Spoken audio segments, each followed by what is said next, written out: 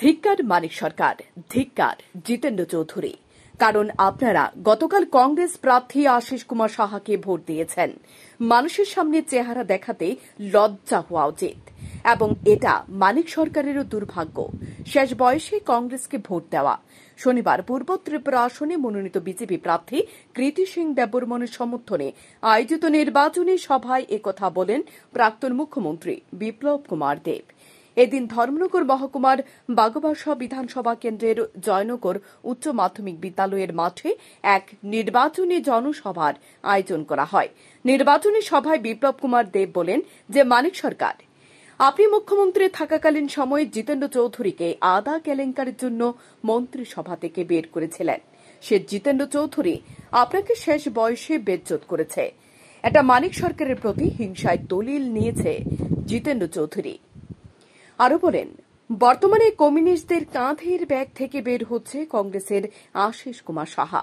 ত্রিপুরার মানুষ যদি জানত আপনাদের ব্যাগে আশিস কুমার সাহা আছে, বর্মন পরিবার আছে এবং রোজ ভ্যালি আছে, তাহলে কোনোদিনও ত্রিপুরার মানুষ কখনো নৃপেন চক্রবর্তীকে মুখ্যমন্ত্রী বানাত না। ত্রিপুরার মানুষ জানত না আপনারা ব্যাগে কি নিয়ে চলছেন। বিপ্লব কুমার দেব আরো বলেন, রাজ্যের আশির দাঙ্গা এবং এনএলএফটি কমিউনিস্ট এবং কংগ্রেস দ্বারা সৃষ্টি হয়েছিল।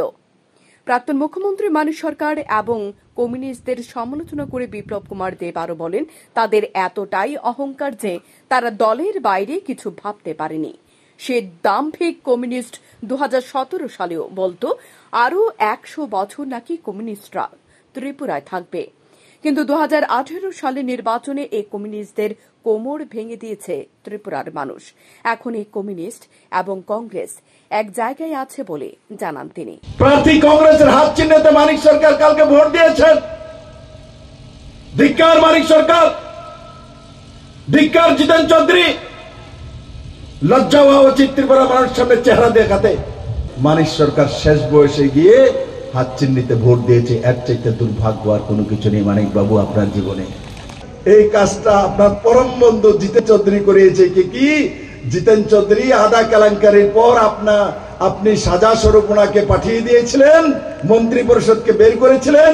আজকে জিতেন্দ্র চৌধুরী এই ত্রিপুরা রাজ্যের যে কমিউনিস্টকে লম্বা সময় রাখার যে কংগ্রেসের পরিবারটার লোক, সেই লোকটার সঙ্গে মিলে আপনাকে শেষ বয়সে বেইজ্জত করেছে জিতেন্দ্র চৌধুরী। সাথে একটা ব্যাগ থাকতো, বিজিতাদির ব্যাগ থেকে কি বেরিয়েছে? রোজভ্যালি ঘোটালা। और এখন এই ইলেকশনে ব্যাগ থেকে কি বেরিয়েছে? ওখানে কংগ্রেসের হাত চিহ্নের আশিস সাহা। কি ব্যাগের মধ্যে রেখেছেন? এগুলো নিয়ে ঘুরতেন। ত্রিপুরার মানুষ যদি জানতো আপনাদের ব্যাগের মধ্যে রোজভ্যালি আছে, আপনাদের ব্যাগের মধ্যে আশিস সাহা আছে, আপনাদের ব্যাগের মধ্যে বর্মন পরিবার আছে, তো ত্রিপুরার মানুষ কোনোদিনও নৃপেন চক্রবর্তীকে ত্রিপুরার মুখ্যমন্ত্রী বানাতো না মানিক বাবু। নির্বাচনী সভায় এছাড়া উপস্থিত ছিলেন বাগবাসা বিধানসভা কেন্দ্রের বিধায়ক যাদব লাল দেবনাথ, পানিসাগর বিধানসভা কেন্দ্রের বিধায়ক বিনয় ভূষণ দাস, উত্তর জেলা পরিষদের সভাধিপতি ভবতোষ দাস, উত্তর জেলা বিজেপি দলের সভাপতি কাজল দাস সহ অন্যান্য নেতৃবৃন্দ। স্যান্দন টিভি।